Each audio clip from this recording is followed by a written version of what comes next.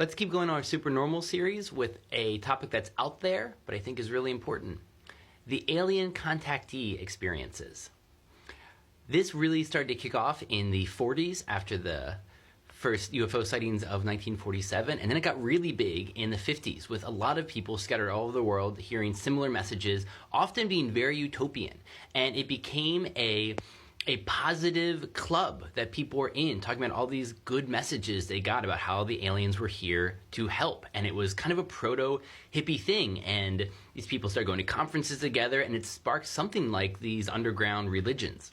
And this book, Secrets to the UFO, documents that rise. This book came out in 1977, so it was before the alien contactee experiences really got dark in the 80s. For some reason, something really shifted with the alien experimentation and that dark side you think of with the alien contactee stuff. That wasn't around when this was published in nearly the same way. Though if you study the history of folklore, it was, because often, just like meeting a god, meeting a fairy was often not a good thing.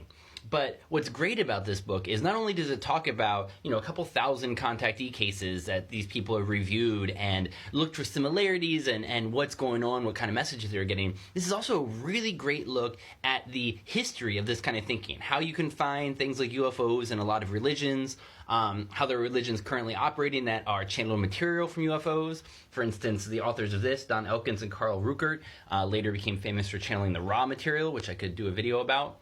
And I've read a number of books like this. This was one of the first ones. It's incredibly well done in looking at the history of this stuff, as well as just talking to a ton of people today about what their experiences were. As a writer, I believe in people's stories, and that's why I think the alien contactee experience is worth study by anybody. Even if you're a strict materialist who thinks all of this is completely in the heads of these people who are making it up either out of psychosis or for personal fame and gain, it's still worth studying because it's eerie how similar this stuff is. It's hard to look at it and not think that there's something going on here.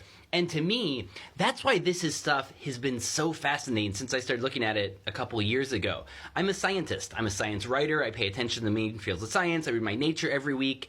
And so much of what I see is incremental learning in all these different fields. Besides, quantum physics and particle physics, we're pushing the fields forward little bits by little bits. But here is this giant unsolved problem that all these people are trying to tackle, and we have no idea what's going on, whether it might be something benevolent or a war between a good and a bad or a giant control program. But something is going on in the human psyche that's worth paying attention to, and this is a great introduction to it. So check it out.